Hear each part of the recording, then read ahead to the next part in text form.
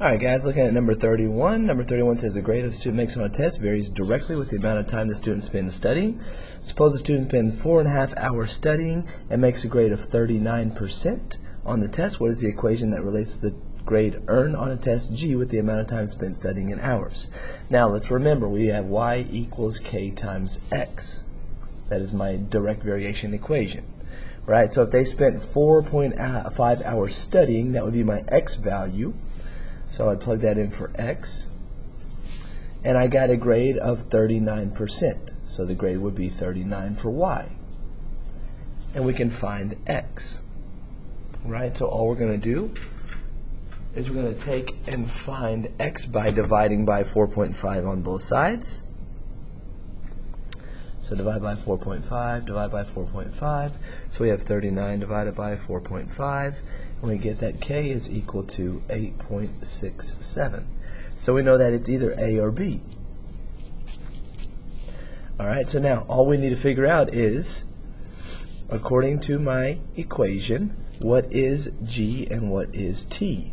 Okay, is the grade times 8.67 or is the time times 8.67 to get the grade?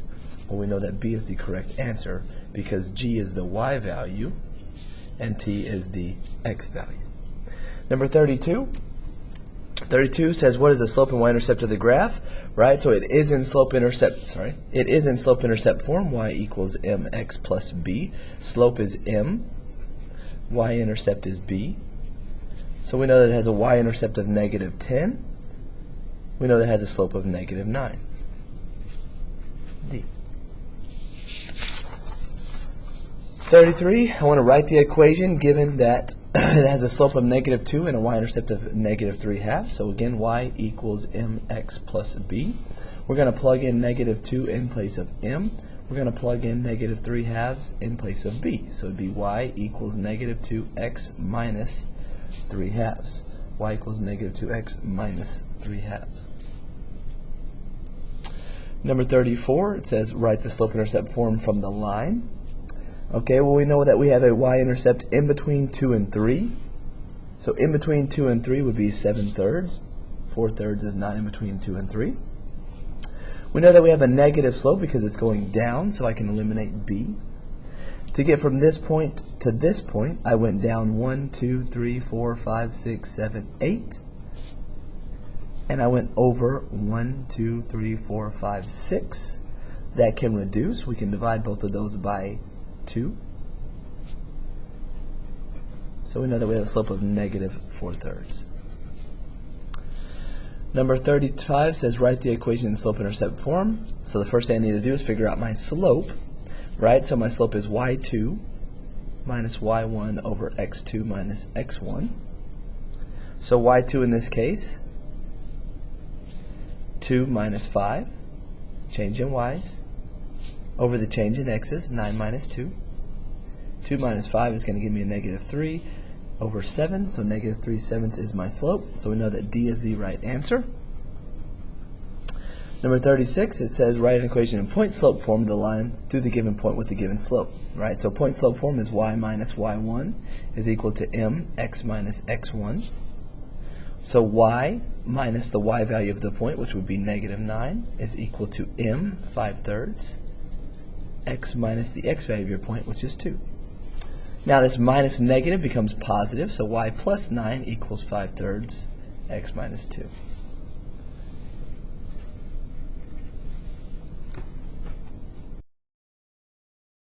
Alright, moving right along to number 37. Alright, looking at number 37. Number 37 says write the equation on the line. We can see that these are in point-slope form. Alright, so let's find our slope from the two given points. So we know we have a positive slope, so we can eliminate C. I went up 1, 2, 3, 4, 5, 6, and I went over 1, 2. Well, 6 divided by 2 is 3 over 1. So we know that D is the right answer.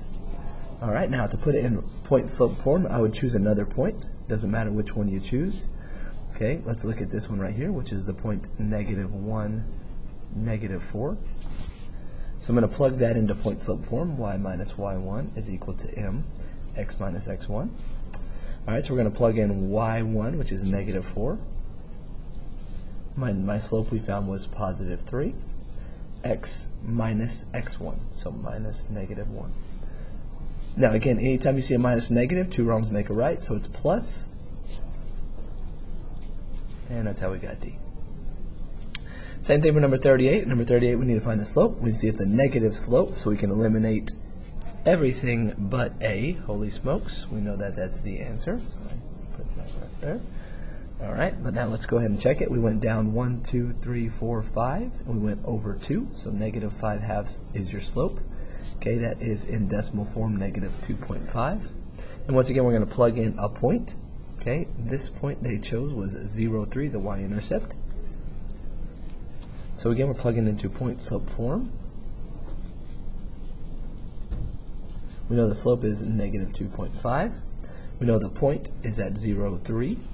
So we can plug in 0 for x1. We can plug in 3 for y1. So y minus 3 is equal to m, negative 2.5, x minus 0. Number 39 says the table shows the height of a plant as it grows. What equation in point slope form gives the plant's height at any time? So the first thing we need to do is we need to figure out what is the slope.